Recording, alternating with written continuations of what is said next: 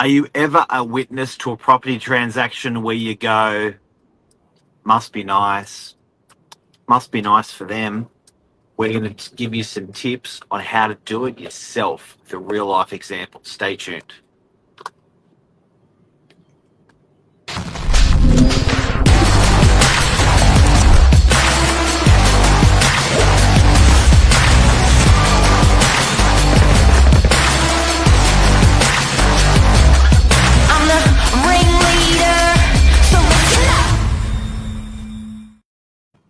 Oh yeah!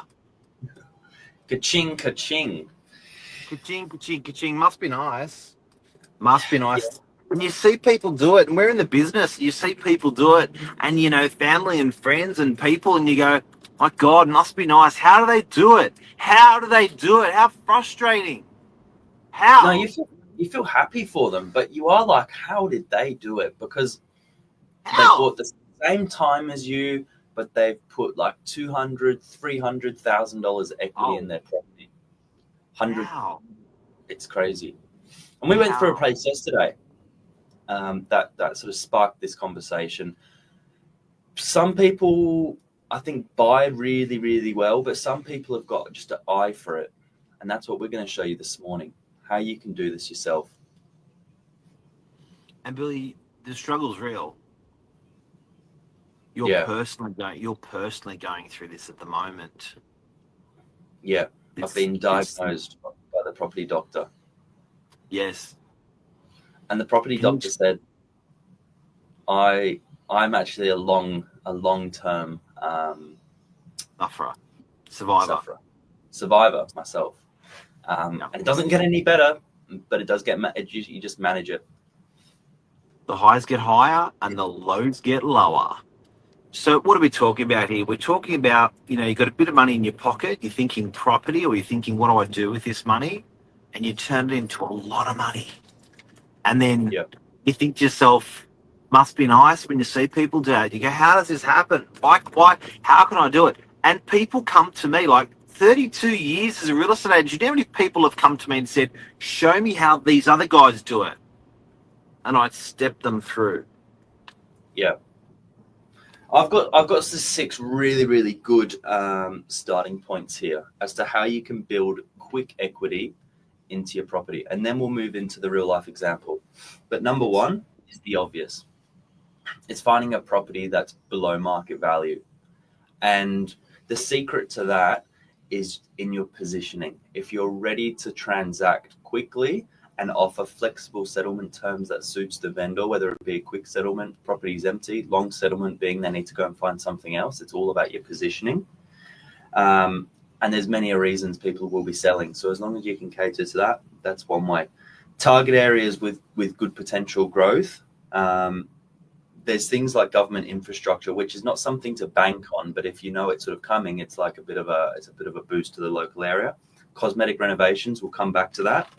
Off the plan with market movement, very, very clever. Seeing a lot of success with that in the last 2 to 3 years, particularly in the strata. Everything someone sell for less. Yeah, particularly in the strata market. You've got subdivisions or granny flats, bit of a cash cow for investments, or smart upgrades. So such things that buyers or tenants, you just know they're going to pay more, whether it be for rent or whether it's going to be for resale. There's 6.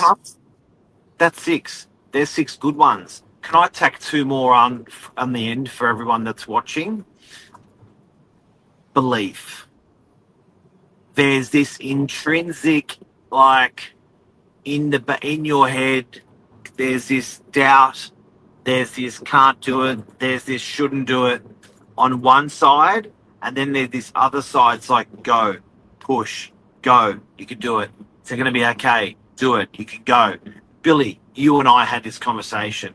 You came to me, were like, ugh, and I was like, go, you can do this. So how, I would suggest that this is the this is the number 1 above all. It's a big piece of the pizza. You've got to have that belief in yourself, that confidence in yourself, because a lot of it's just shuffling paper around. You're not lifting heavy weights. I like that analogy. It's chess pieces around the board to make it happen. And everyone's got the same variables in this equation. Like whether you're buying a $500,000 property or a $5 million property, the processes are exactly the same. Nothing changes, just the variables being costs. Billy, you've got a book that you've written for first home buyers. Little book, good book. One of the things, and this is my number 2. Like I really like, guys. I'm speaking to so many people in the course of a day, in a week, and a month, and a year, and my career. This is the best I got for you. One is the belief. Now, the other one that's in your book, Billy, and it's a first home buyer book. Guys, flick Billy an SMS and he'll send you one.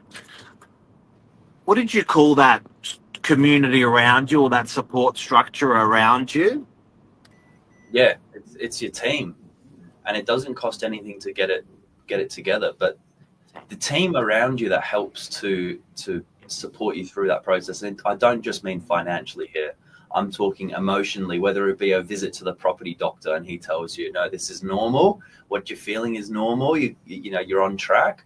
Or whether it be, the sort of the friend or the guardian that says, we're here to help. And again, I'm not talking with money. It might be, we're just going to give you an extra 6 months at home whilst you're just getting into the mortgage for the first 6 months. Or lots of small things, but that team environment around you, your property team. You know how many teams I'm on, unpaid?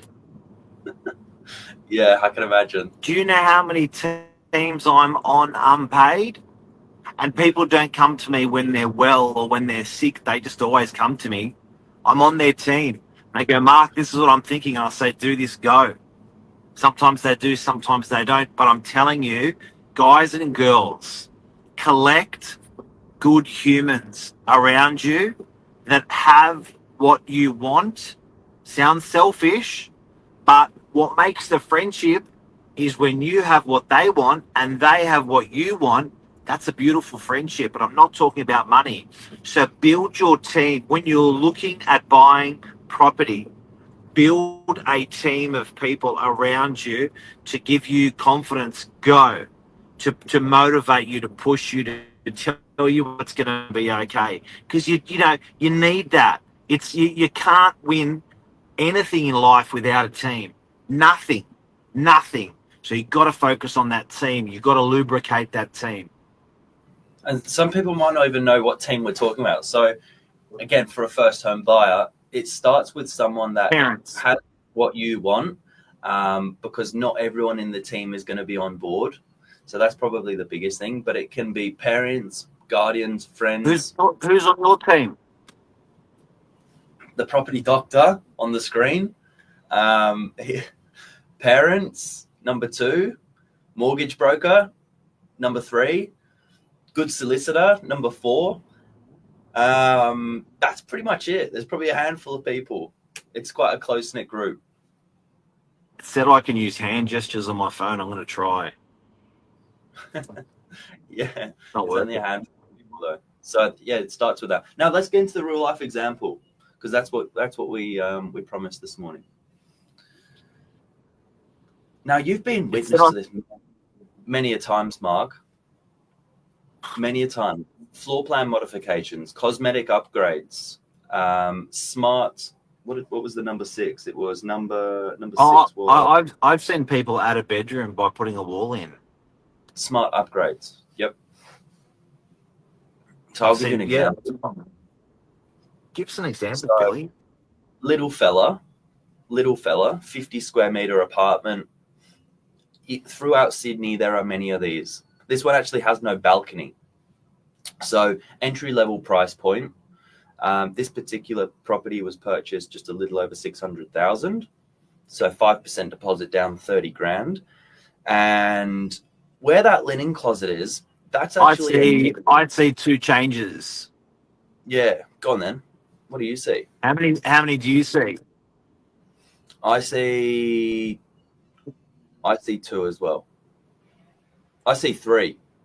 I see 2, and I see if you make these changes, if you spent 10 grand, they'd make you 100 grand. Yeah. Okay, go. What do you see? I know where this I know where this property is, so I've got a bit of an advantage that I know it'll support that price. I see a wall going in on the study with a sliding door, with a cavity sliding door. Yep. And I would probably even make that room a little bit longer because it gets wider as it gets longer. Yep. And I see the removal of the linen press and the addition of a door there, which makes it not an ensuite bathroom, which adds the value. These 2 changes, spend 10 grand, make 100. Yeah, there you go. The other nice thing there is there's actually, you can see where the vanity basin is. There's plumbing there. So someone really, really clever might be able to come through and put a laundry in there on the other side, because you only need 600 mil for a laundry, 600 by 600 for a washing machine, and 600 mil for a door space to get through to the bathroom. So where those double doors are, you might be able to utilize just one side of that, and then have the other side for a bit of storage. Up to you. So that, there's a cosmetic change you can do, or a smart change, but also have a look at this. There are right floor plans to buy, and there are wrong floor plans to buy. We've got this one coming to market, 2-bedroom apartment in DY. I will mention that the building itself is really, really popular, so you're already buying a great apartment. But the thing I like about the most here is laundry is completely original. Now, I've seen some people turn these into small second toilets, like a powder room, and include their laundry because the plumbing's there as well. Really clever. Bathroom. Now, bathroom's a bathroom. Sometimes it doesn't need the full upgrade, but if you're going to do it, you might as well do it properly. Have a look at these 3D renders. So the buyer will be fortunate to be passed these on, but this is actually giving you the exact cost to then go out and do it, rather than having a bit of a guessing game. So I don't get your point. What are you saying? So these 2 changes here, and then so there's an apartment that you got for sale. You've shown us the original bathroom, and this is and you reckon, and then what? But through the renovations and the CGIs here, we're showing you what you can actually do with it. Now, I've gutted, I don't have the original kitchen shot here. It's fallen off my carousel. But basically, we've taken an original kitchen, which is 50 years old, and through the computer and through the, through having a pro look at it, they've worked out that you can basically open up the kitchen to be more open plan. So you've got a breakfast bar like this, and you can shuffle the actual bench space around. So it's just a huge value add. Wow.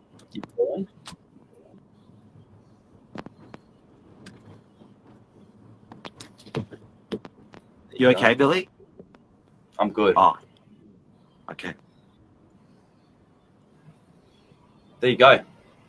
Looks like we're trying to sell a property, but we're not. We're just trying to show you stuff you can do. Makes money. Money.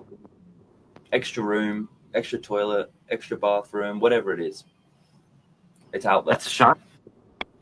It's out Good there. on you, Bill. Just go looking for it. Yeah, get them, guys. Ring us. If you want any more tips, ring us. Help ya.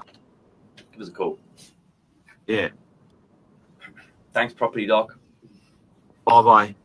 Have a lovely day.